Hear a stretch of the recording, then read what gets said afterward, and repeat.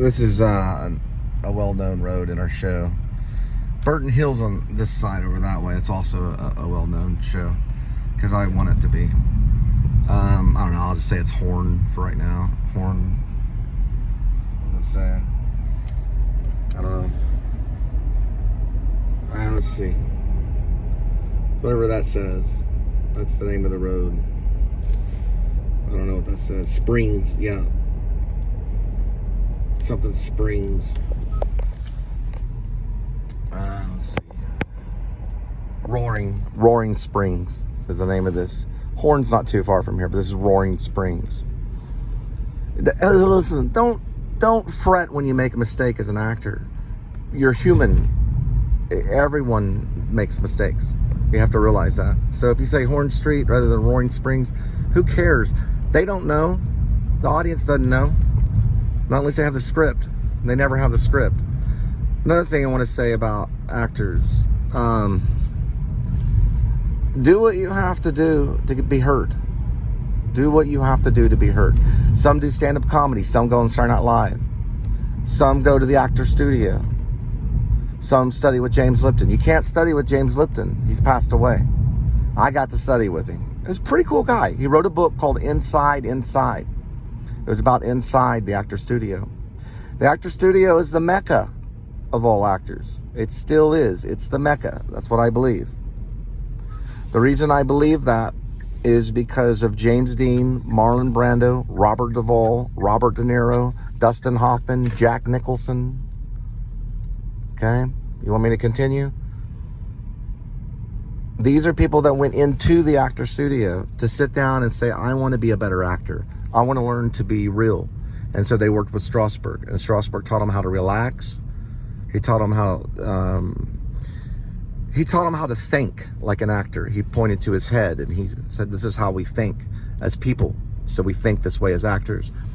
And he wanted the people to be real as well as the actors. I do make faces because I've had Commedia dell'arte training and I've had mime training. But I do that. That's what I do. It's not necessarily what you do. So it's a side of me that I'm showing for different reasons because of who I am and because of my background.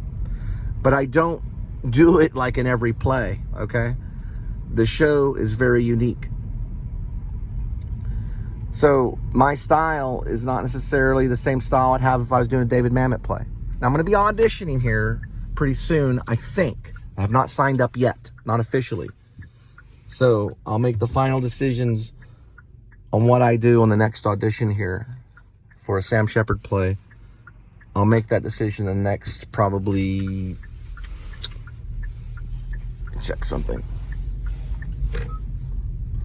again. Okay. That usually will cut me off. Is iTunes is a big problem right now. Probably within 10 days, 11, 12, 2 weeks, I'll make the final announcement on whether I'm going to be at the audition. There's two things that I want to accomplish in the audition.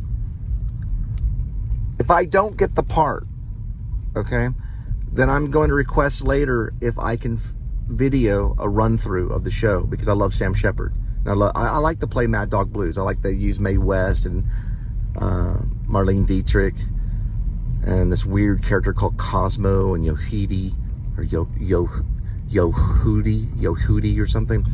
And it was done in 1971. It was done in 1971. It was done here in Fort Worth in 1977 at the Hip Pocket Theater, the theater I was talking about earlier that I worked at and done like 15 plays there. It was done here at a place called the Back Door Restaurant off of Highway 80 when Hip Pocket was very old in 1977. It hasn't been done since. There's only one copy of it on YouTube. I mean, one copy altogether. There's no other recordings of Mad Dog Blues, Sam Shepard's the playwright. There's no copies of it on YouTube at all, but at Hip Pocket. The Hip Pocket Theater is the only copy that's circulating right now. There's no other copies of it. So you can watch it on YouTube if you put in HPT, which stands for Hip Pocket Theater, and you put in Mad Dog Blues. You'll be able to watch it. And it's a TV, it's like a TV recording, and there was something wrong with the camera, so it's not like the best recording, but it's actually beautiful. It's actually a beautiful production.